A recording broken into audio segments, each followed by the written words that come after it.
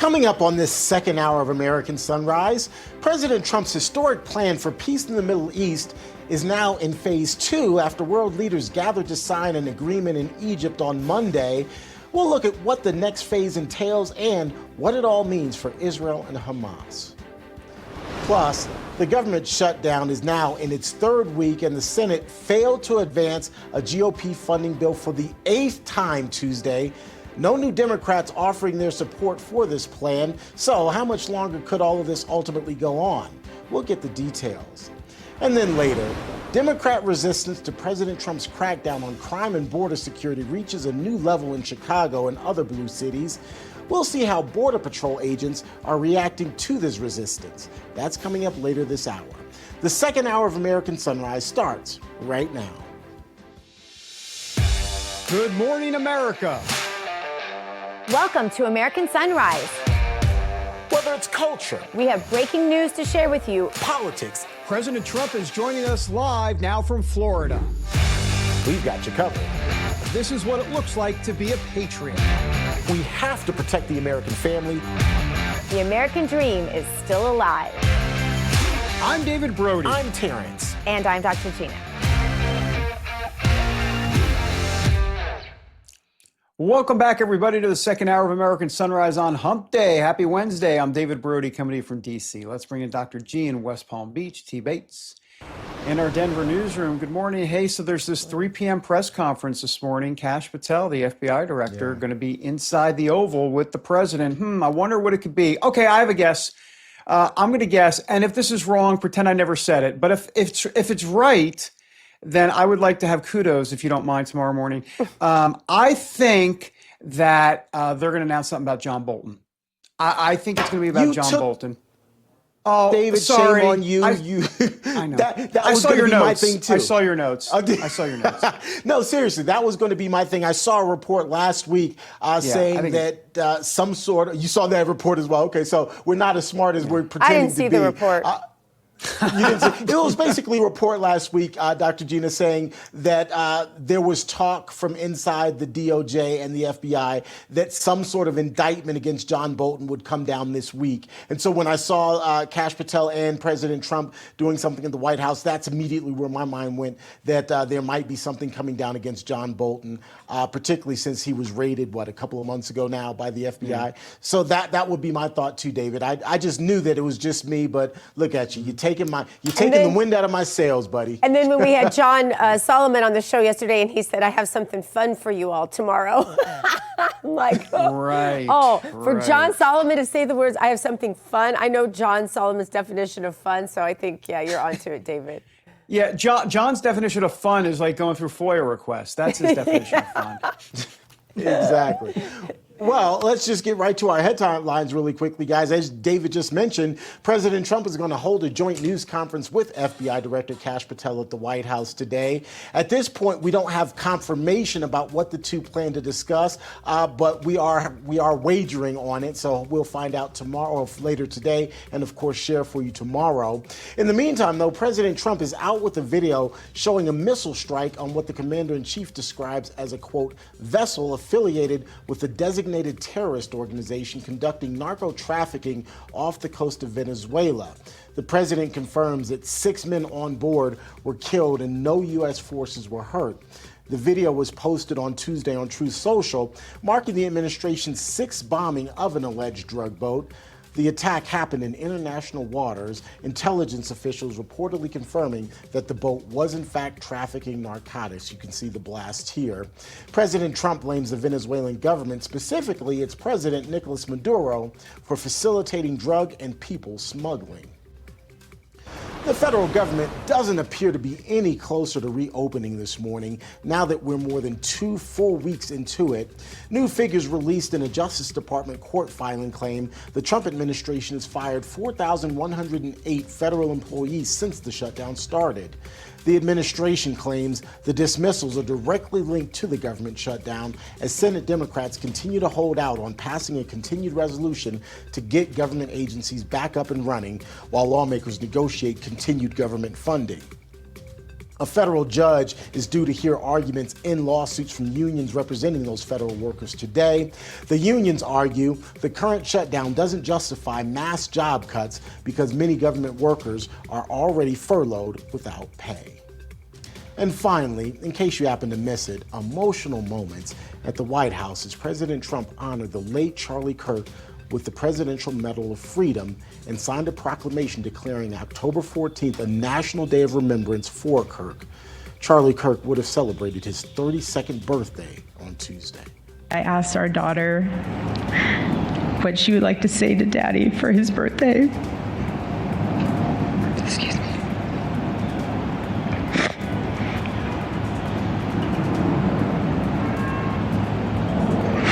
She said, "Happy birthday, Daddy. I want to give you a stuffed animal."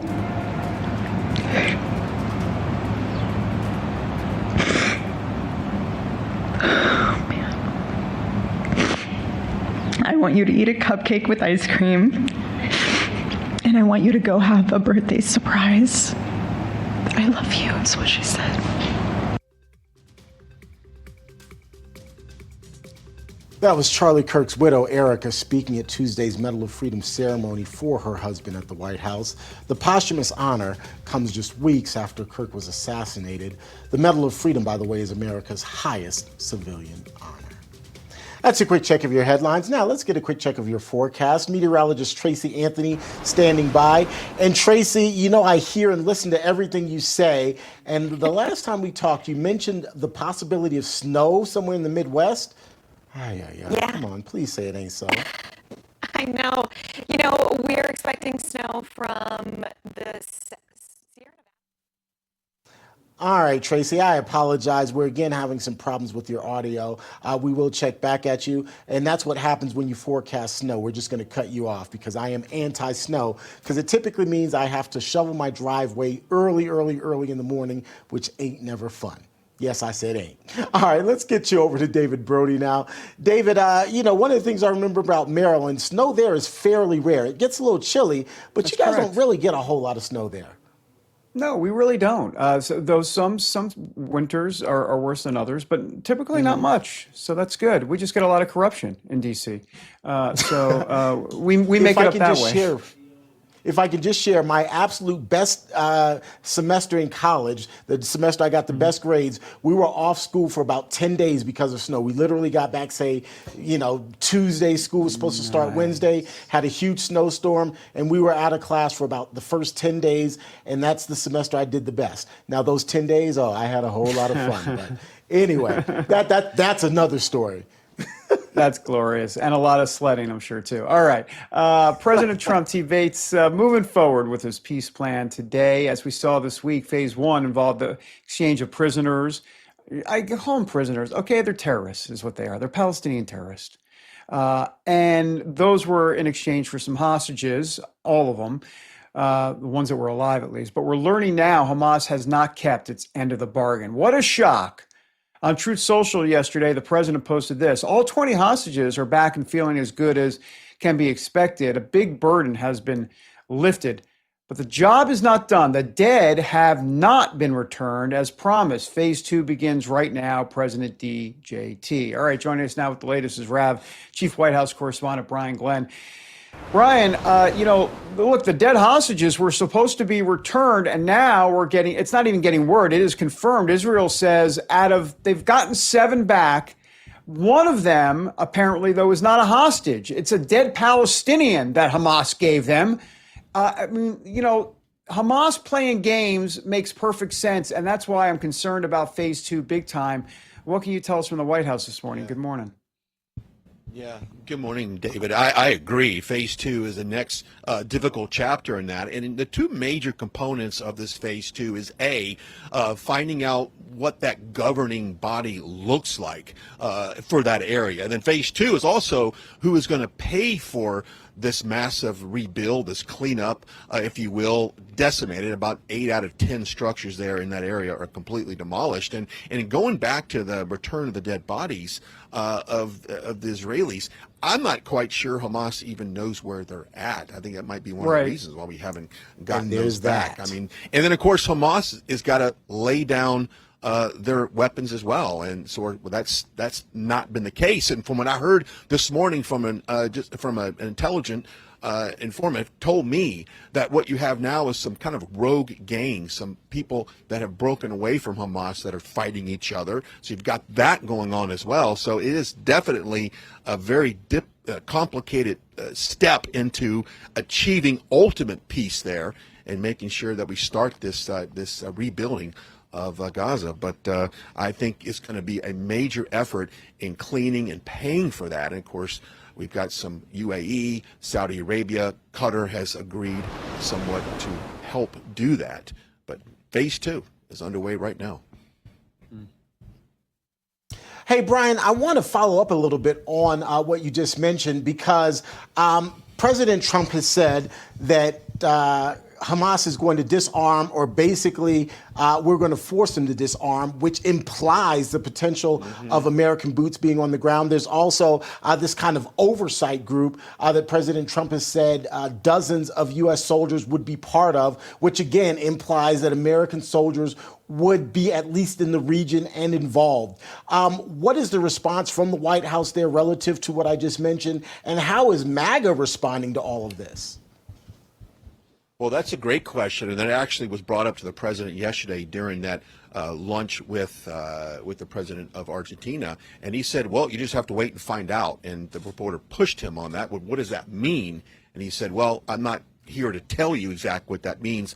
They're just going to have to wait and find out." So you can maybe assume that's what would happen, but President Trump not really showing that card right now of what the result would be if they did not comply. But that's an excellent question. As far as MAGA is concerned, from what I can see on social media, and I know that when you get down in the comments sometimes it can be a little rough, but MAGA certainly does not want to see any American troops on the ground in this protection process. That is something that they view as that's not a priority for them. But like I said, that's kind of going a little deep in the woods. It takes a lot to kind of trip the wire in the woods, so to say, on getting a reaction from that. But MAGA is not on board of involving American troops there to secure that region. Yeah. Brian, turning our attention now to the ongoing Schumer shutdown. Some are saying this could drag on to be the longest government shutdown in American history. The president is warning more layoffs and cuts are on the way. Here we are, 15 days. Again, I said this earlier in the show, but if you walked outside and you asked your average person, nobody can tell that the government is shut down for 15 days. Why not just use this as our data on where exactly to cut the government? That's an excellent question, and a lot of people, I think, Russ Vogt is taking that time to do that, Dr. Gina. And then the military, in good news, just got paid, or will get paid, I should say. So they're able to fund that and help secure that. So outside of funding the military, that's an excellent question that a lot of people, quite honestly, in Middle America, and really anywhere outside this area, is unaffected by this government shutdown. Now, we're all very sensitive to people right now that are not getting paychecks or have been furloughed for a while. Quite honestly, people in the White House, in the press team, have been affected by that as well. But this might be a good opportunity to see just how efficient we can get this government down. And of course, we've been basically adding on to the agencies over the year, increasing our national debt, increasing the staffing, and maybe we can do more with less. And this would be a great time to do that. And when you look at what is at stake here, a lot of people say, let's just extend this, let's open up the government, and then go back and make some of these changes, because it all has to do with health benefits, the ACA, extend those benefits to illegals, and that, which is hugely unpopular with American people. But as we go, here we've had, 8 rounds of voting. I don't see it happening anytime soon. I think it would be a bad move if this went through the holidays. I just do. I think American people that are affected by this certainly do not want to go through the holidays not working and not getting paid. Absolutely. I'm just waiting for the Democrats to cave. I think they will. Normally it's the Republicans that cave, but I think here the Democrats will cave. It won't be Schumer, but I think it'll be some of those other Democrats that'll get them to 60 votes. We'll see. Brian Glenn, great to have you with us, as always, sir. Thanks Dave. Brian. Appreciate it. All right. Beautiful day there at the White House. Coming up, the Department of Education drastically reducing its workforce. That is shutdown related. We're going to find out how deep those cuts go when the big show, American Sunrise, that's us, continues. Stick around, everybody.